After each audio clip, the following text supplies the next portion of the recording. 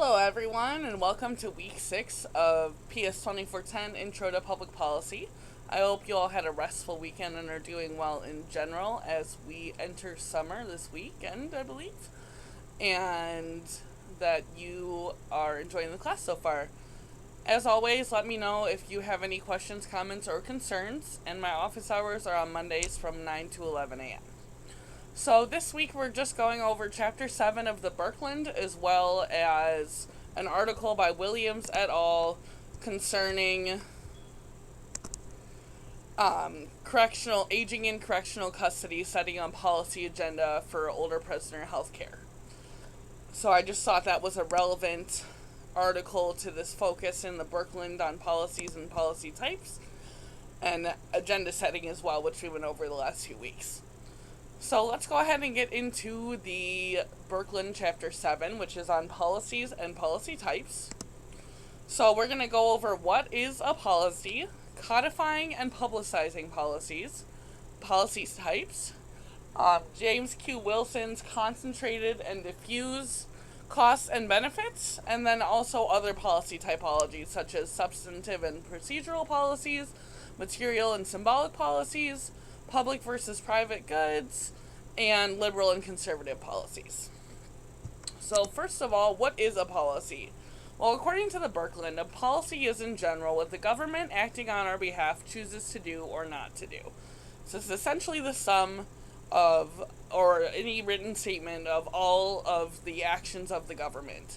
And it also can be implicit in the sense that if the government chooses not to do something, then that's an example of a policy that isn't as explicit but still counts as a policy.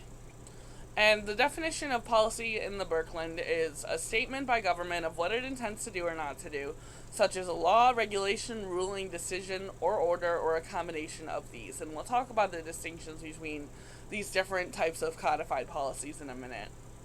So some examples: the USA Patriot Act after 9/11 is a statement of government policy relating to national security and terrorism.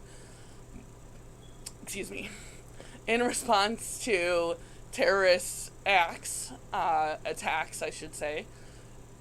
The U.S. government has heightened national security, right? We're all familiar with the process you have to go through going through airport security, and also this applies to surveillance and things like that. And then judicial decisions are also statements of policy, such as the Supreme Court decision, Brown v. Board of Education, which I'm sure you guys are all familiar with. It's one of the more famous Supreme Court decisions that was that was put down. And the basic idea is that in Brown v. Board of Education, the Supreme Court deemed that segregation in the schooling system is all the way unconstitutional. So segregation was not permitted after this court decision, at least not in a permissible way. And then we also know that policies may be expressed as rights, such as some of the rights we get in the first 10 amendments, which are also known as the Bill of Rights. The right to life, liberty, and the pursuit of happiness, the right to bear arms, the right to freedom of the press, etc. But then there can also be implicit statements of policy, again, which are kind of the absence of statements of policy. So, for example, some people may think that we have a right to universal health care, but the United States government has not codified this right. Similarly, some people may think that we have a right, or a lot of people would also think we have a right to public education, free education, some even saying, through the post-secondary level, but these are not codified rights in the Constitution, or in any other sort of codified form, such as laws or regulations. So we assume that the government thinks that we do not have a right to these things. And then we get into codifying and publicizing policies. So we want to know, how are policies codified, which means how are they written down and transmitted? And the Birkeland explains that there can be more or less tangible, and they can be more or less tangible and visible from the constitutional to subtle changes in cognition and emphasis on problems. And we'll talk about this in the next slide. And then he just gives some definitions of the Federal Register, which is the daily journal of federal rulemaking and other administrative activity. The Code of Federal Regulations, which is the compilation and printed online of all federal regulations, and these things are open to the public. And then he also gives a definition of street-level bureaucrat, which is a term coined by Michael Lipsky to describe the actors at the low end of the implementation chain, such as teachers, police officers, and social workers who implement policies at the point of contact with the policy's target population. So street-level bureaucrats are, in a sense, lower-level bureaucrats, but they're just as important, if not more important, than even higher-level policy implementers or bureaucrats, whatever you want to call them. Both are correct. But because they're dealing with essentially the administration of policy and making sure that it reaches its target population. So again, school teachers, police officers, even DMV workers, and people like this are street-level bureaucrats. Okay, and then getting back to the levels of policy codification, the highest level is the constitutional level, which means that it's codified in the federal or state constitutions. This is highly visible at the federal level, and state constitutions can be more easily amended than the federal constitution. The next highest level is the statutory level, which is codified in the United States Code or statutes at large. This is highly visible through publication, which again is accessible by the public. And then we have regulatory, which is codified in the Federal Register Code of Federal Regulations. This is moderately visible through their publications. These are accessible by the public, but perhaps people don't look at them as much. And then we have the formal record of standard operating procedures, which are codified in operating procedures manuals. And these are these have low visibility because they are generally only internally published. So those are things that you, as the public, may not have access to. And then even lower than that, we have pattern behavior by street-level bureaucrats, which is not formally codified, because this is would have to be observed through, watching and recording what the street-level bureaucrats do, and this thus has low visibility because it's generally not recorded. And then the lowest level of policy codification is subtle changes in cognition and emphasis on problems, etc., and this, again, is not formally codified because subtle changes in cognition, for example, are not something that anyone can report except the bureaucrat who is experiencing them, or, how a particular bureaucratic agency emphasizes problems is something, again, that's not recorded, so this has a low level of visibility, and it may be very subtle and difficult to perceive. However, these are still, in a sense, levels of codification because they pertain to how laws and regulations and the like get transmitted. Okay, and then we're going to get into the different types of policy types, and it's important to do this because to understand the public policy process, we need to understand how various interests are organized and how various interests react to different kinds of policies. And so Birkeland has here the definition of typologies, which are systems for categorizing things on the basis of similar characteristics and for differentiating things with different characteristics. And so a policy typology is a way of emphasizing and organizing a broad range of public policies into a system of policy types to aid in understanding and analysis. And policy typologies explain policy outcomes by explaining and predicting key aspects of the politics underlying these policies, and perhaps any conflicts that may be occurring. And so we're going to get a few different policy typologies that we'll go through here. Lowey, who was a classic public administration theorist, and public policy theorist, laid out the classic policy typologies in 1964. And this helped us predict the sorts of policy conflict that would precede the policy's enactment and what sort of conflict might arise after the policy is adopted and implemented. And this also helps aid Laswell's call for scientifically rigorous policy science. So the typology splits up policies into three main types. So we have distributive policies, regulatory policies, and redistributive policies. And I'm just checking. Hold on one second. Distributive, regulatory, redistributive. Okay, we're just making sure there wasn't a fourth. So first up is distributive policies. And distributive policies are a type of policy that take a resource from a broad group of people and gives the resource to a narrower group. An example is so-called pork barrel policies that send money to particular districts for local programs. And in pork barrel policy making, you might encompass the term log rolling. Or you might hear of the term log rolling, which again is when representatives and bureaucrats exchange, or not bureaucrats, representatives exchange votes for each other's policies as a way to ensure that they have enough votes for their particular policies. And in this section, we have the definition of interest group liberalism, which according to Lowy is the dominant form of politics in the U.S., in which the government seeks to accommodate a wide range of relatively narrow interests, rather than attempting to weigh interests against each other and choosing to support some interests more or less than the others. So this brings up the notion of the public good, or the public interest again. And so the government tries to see the public interest as something that is a kind of a conglomerate or an accumulation of varied interests, but then tries to appeal to them through, interpreting what the majority wants and then appealing to that.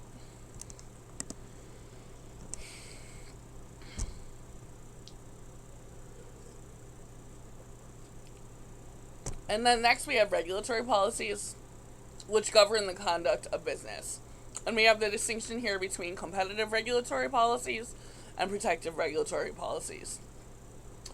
And so competitive regulatory policies are policies designed to limit the provision of goods and services to one or a few designated deliverers who are chosen from a large number of competing potential deliverers, such as in the case of the licensing of various professions and of radio and television stations. And then protective regulatory policies are a type of policy that seeks to protect the public and consumers from market problems such as deceptive advertising, faulty products, or negative externalities such as pollution. And these are highly contentious, and this again goes back to the United States being founded on the doctrine of classical liberalism.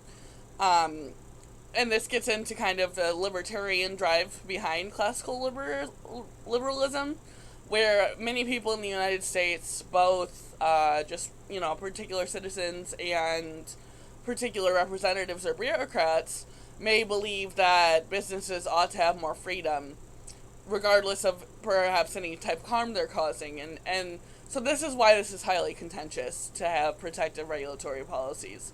However, many people think that they're very important, and indeed they do what they're meant to do. They protect people from harmful business practices.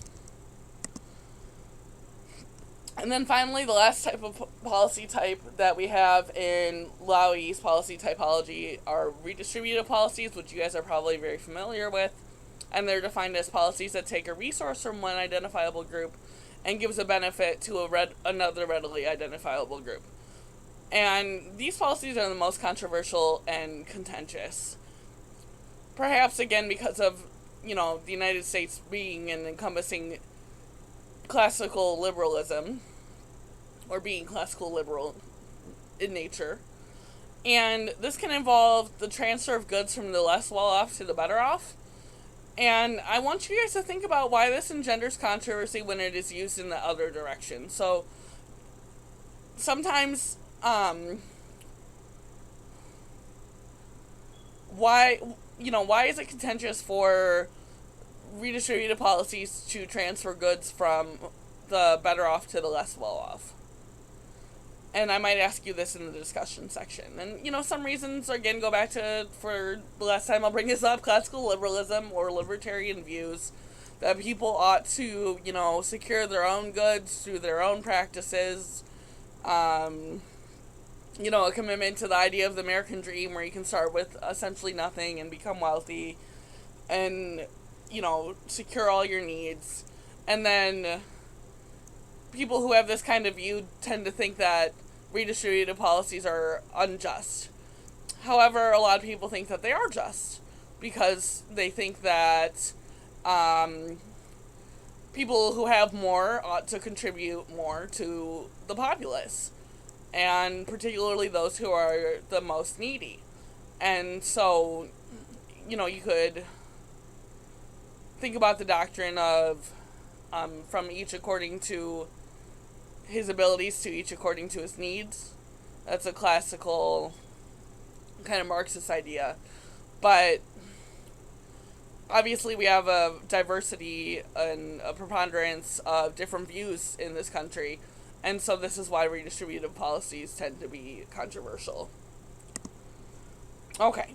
And then we get into James Q. Wilson's concentrated and diffuse costs and benefits, which is along a two-axis spectrum where on the left side you have costs, which can be concentrated among very few people or distributed among many people, and then benefits, which are concentrated among very few people or distributed among many people. And you can look at table 7.3 for an explanation of how these different things break down. But for example, let's say you have a cost that is distributed among many people and the benefit is concentrated among very few people. This could be an example of a redistributive policy that takes from many different people but then concentrates those benefits to a very few amount of people. And then, so this typology is defined as a policy typology based on James Q. Wilson's idea that one can understand the politics related to a policy by understanding which categories of people bear the greatest or least cost for a policy, and which gain the greatest or least benefits from it. And so this comes in the form of a 4-cell matrix where the concentration of benefits and costs are two dichotomies adding up to a 4-cell matrix. And then I want you guys to think about what are some of the examples of this typology in the real world.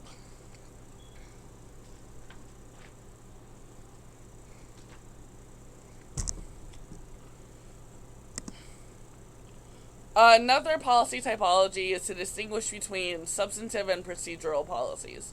So substantive policies are defined in the Birkeland as policies that explain how the government will go about its policy goals in a particular area, whereas procedural policies are policies that determine how the government's procedures, the way it goes about its work, are to be governed.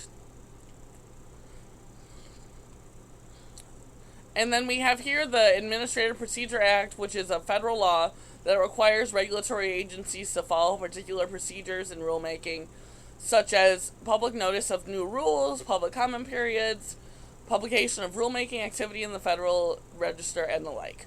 So essentially the distinction between substantive policies and procedural policies is that substantive policies kind of set the policy agenda with respect to how it's to be implemented, whereas procedural policies are more about setting the rules for how these things go about.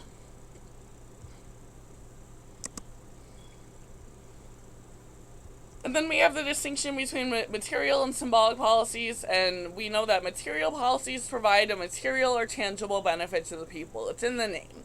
These are things like welfare policies, healthcare policies, etc.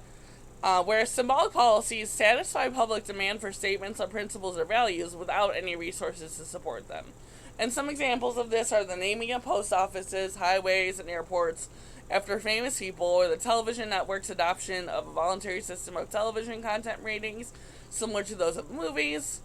All these things can be seen as symbolic policies, although the line between symbolic and substantive policies is not always clear, or the line between symbolic and material policies. And I might ask you guys, whether you think things like Black History Month or Women's History Month? Do you think that these are more material or symbolic policies? And you could argue for either side. You could say that, well, clearly these are just symbolic because they are satisfying the public's demand for, a statement of ideology or support, but they don't really provide any benefits to people. Whereas some people on the material side of the argument might say that they actually do provide substantive benefits to people. So I might ask you that on the quiz. And then we have two more left. We have public versus private goods and liberal versus conservative policies. So public goods are... So let's start with public versus private goods. Public goods are goods that once provided for one user are provided for everyone. Again, so we've already gone over this definition, but just to reiterate, such as national defense or police services, and economists say that public goods are indivisible and non-exclusive because they cannot be divided into parts for individuals to consume, and because one person's use of the good does not deny others' use of the good. Whereas private goods are goods that can be provided in the open market without major free riding problems. And then here I want to ask you guys, what types of goods should be provided by the government and what should be provided by the private sector? And we have mail provision as an example. Do you think that the mail should be provided by the government or should it be provided by the private sector? And why? These are questions I'd be asking you guys if we were actually in class together, but I just want you to think about them on your own time and, maybe explain your thoughts in a discussion post. Okay, and then finally for this chapter, Chapter 7, Policies and Policy Types, we have the distinction between liberal and conservative policies. And so we have some statements of beliefs of either type of political party. Conservatives believe in the primacy of individual initiative and effort over government action. They're likely to believe that the government is too big, whereas liberals believe that the government can and should work to equalize differences between the wealthy, powerful, and the poor and less powerful. And these terms carry with them negative or positive connotations, and these connotations shift over time. But it's important to note here that the beliefs of individual liberals and conservatives do vary. Obviously, you can't cast too wide a net when explaining, what are liberal beliefs or what are conservative beliefs, because sometimes some could fall in either category, especially in two-party systems like the United States, where we see a lot of centrism, and it's important to note here that you can also be any combination of financially or socially liberal or financially or socially conservative, although some combinations may be more intuitive than others, but still, you can combine either. I've seen examples of all types. Okay, so that's it for Chapter 7, and let me know if you have any questions about that. And then the article I wanted you to read for this week that I have just posted is by Williams et al., and it's called Aging in Correctional Custody, Setting a Policy Agenda for Older Prisoner Healthcare. So essentially this article is about how the exponential rise in the number of older prisoners is creating new and costly challenges for the criminal justice system, state economies, and communities to which older former prisoners return. So they convened a meeting of 29 national experts in correctional healthcare, academic medicine, nursing, and civil rights to address and identify knowledge gaps and to propose a policy agenda to improve the care of older prisoners. And then the conclusion was that they found 9 priority areas which needed to be addressed. And these are the definition of older prisoners, correctional staff training, the definition of functional impairment in prison, the recognition and assessment of dementia, the recognition of the special needs of older women prisoners, geriatric housing units, issues for older adults upon a release, medical early release, and prison-based palliative medicine programs. So, getting into the introduction, and the reason again why I wanted you guys to read this article at this time was because we've been talking about agenda setting, groups, and power. And this is a particular policy area that doesn't receive a lot of attention, but is still very important. And I thought it would be interesting to kind of delve into this issue with the knowledge that we have about agenda setting, which groups wield more power, and also about policy making. So this is just kind of an applied area of public policy, mass incarceration in general, but then also aging populations and mass incarceration that you may be interested in. If you're not that interested in it, we'll be focusing on different topics throughout the semester. From now on, I think basically each week we have a particular article that supplements the Birkeland or the Bardock book portions that I've assigned to you, and each one is on an entirely different area of policy, a different policy domain, if you will, if you remember that term. So, okay, getting back to the article on aging in correctional custody, they start out with stating the fact that mass incarceration is a uniquely American experience, and 1 in every 100 American adults was incarcerated in 2008, which is a really outstanding number. 1% of adults in America were incarcerated in 2008. And that seems, you can think that's correct based on the fact that, perhaps that many adults have committed crimes and deserve to be incarcerated. Or you could think that that's too high because, perhaps the laws that are putting people in prison are unjust, or, you might think that, even if people did excuse me, I'm getting tripped up by my words. Even if people did commit particular crimes, they may not deserve to be incarcerated for any amount of time, or a particularly long amount of time, or what have you. So obviously there's different views on this, but it's still important to note that the United States has, I believe, the highest rate of incarceration in the world, and that's troubling.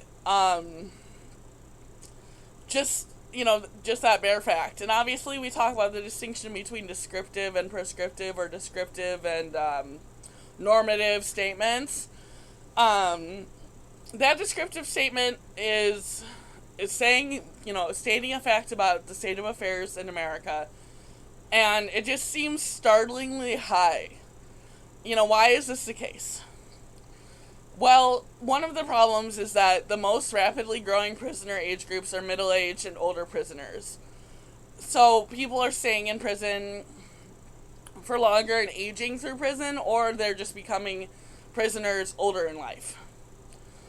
And so we've noticed between 2000 and 2009, the overall U.S. prison population increased by 16.3%, and the number of older prisoners increased by a staggering 79%. And this is a problem because many healthcare and service providers in the criminal justice system are unable to provide cost-effective care for older adults. And that's a really kind of neutral way to state the problem, I think. Putting it in terms of cost effectiveness, which is a variety of effectiveness or efficiency that we talk about when we're talking about the different criteria for the policy analysis paper. Cost effectiveness is one of the most kind of neutral, dry things to refer to that doesn't really have much moral weight associated with it. So I think it's interesting that they frame this problem in terms of cost effectiveness almost solely. So this article isn't taking a stance on, whether people ought to be in prison, or whether this amount of people ought to be in prison. They're just simply stating that that the number of older adults in prison is rapidly increasing and has been for the last 20 years. And the people who are caring for these prisoners are not really equipped to care for older prisoners in a cost-effective way. So regardless of what you think about an aging prison population or a large prison population, that is the case in the United States, we need to address this issue of providing cost-effective care to aging prisoners. And the reason why they require more care, it's kind of intuitive. We know that older people require more medical care.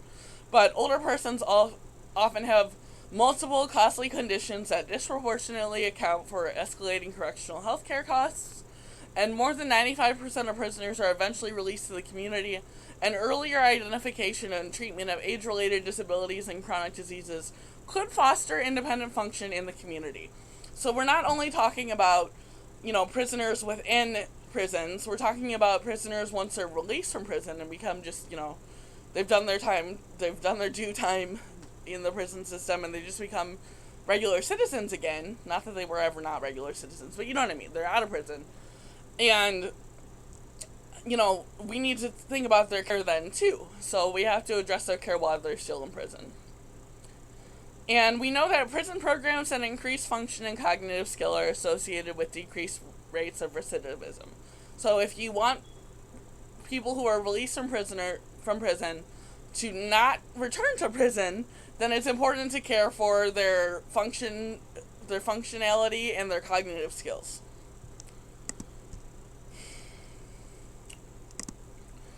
Okay, so we know we have this roundtable. The results were that they identified 9 priority areas for a policy agenda.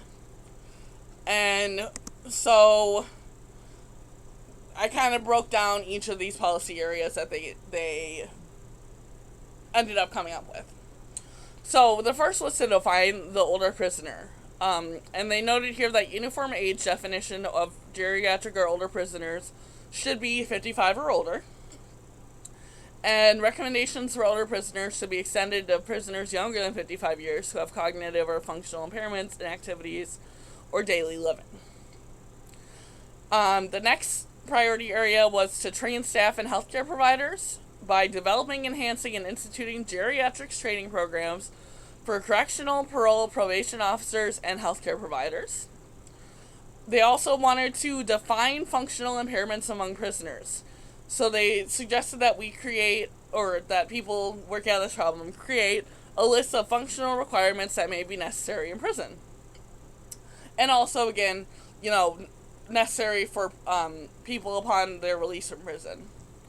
The next priority area was to indicate for each housing unit which of the prison's functional tasks are necessary for independence in that particular unit. Pretty intuitive stuff here. This one is important. The next priority area was to screen for dementia, and they noted here that research should focus on establishing optimal screening tools for cognitive impairment in prisoners, and using optimal cognitive impairment screening tools that should occur upon admission if the prisoner is age 55 years or older or has a history of traumatic brain injury. And then they just specify some more conditions for when they should be screened for dementia. And then they said that they should use these screening results to guide decisions about housing, programming, medical treatment, and discharge planning, and to conduct research to evaluate the adequacy and cost effectiveness of these recommendations.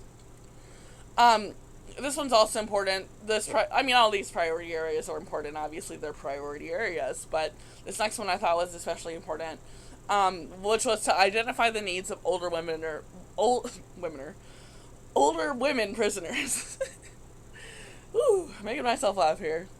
Sorry, I apologize for my goofiness and tripping over my words all the time.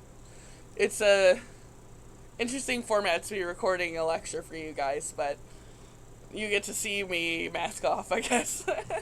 Anyway, back to this. So, in identifying the needs of older women prisoners, they think that research should focus on understanding the health issues that may disproportionately affect older women prisoners. Things like menopause. I know sometimes women have increased rates of particular cancers compared to men, different mental health needs, and perhaps older women prisoners are not as focused on in the prison system because we know that men are incarcerated more frequently than women. Okay, and then there's some more here. The next priority area is to create uniform policies for geriatric housing units.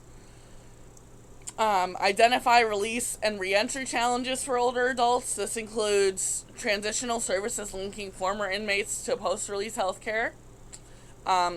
Noting that persons with cognitive impairment should have close supervision upon release. And reentry programs that focus on health literacy and self-efficacy so that they can function well when they are released. Also to improve medical release policies, for early release if they have a particularly troubling medical problem. And then finally, enhanced palliative care programs in the prisons, such as treating people for pain management and ensuring correct provider-patient communication. So, that was a lot of jargon. Hopefully we got through it okay. And then we have the final discussion section, which is really the conclusion section. And here they note that the increasing number of older prisoners, coupled with rising healthcare costs and the lack of information about the healthcare needs of older prisoners, necessitates a policy agenda to provide improved, cost-effective care of older prisoners. They note here that some of the policy areas identified will require further investigation to identify optimal solutions to the aging crisis in the criminal justice system.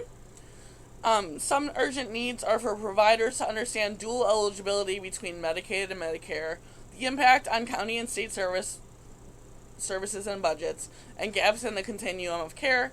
And ultimately, their final takeaway is that we must optimize the health of older prisoners while minimizing costs. And these are things that I think everyone, regardless of their political affiliation, can agree with. So I hope you found this article educational, interesting, informative, perhaps intriguing, and took some things away from it for yourself. On the quiz, I am probably going to ask you to identify what you think is the most important priority area that was listed in this article and explained, or come up with your own priority area that you think is important for aging prisoners. Or I might ask you additionally or on its own, either or, I'm not sure, why you think we have the problem of aging prisoners in the United States, and what policy solutions could be implemented to rectify it. Okay, so that's all for this week. Quiz 5 will be due on Friday, June 18th by 11:59 p.m. I'll put up the discussion post for this week, so you can all respond, and I've been appreciating all of your thoughtful contributions, so thank you so much. I know it's required, but I still appreciate that you take the time to do so. And your policy analysis paper is due next Friday, June 25th by 11:59 p.m. Let me know if you have any questions about that, and people have been sending me them, and I've been replying with some feedback, so if you want some feedback, send me your policy analysis paper by Friday. Otherwise, have a great week. I hope you are enjoying early summer, and I will see you next week. Bye!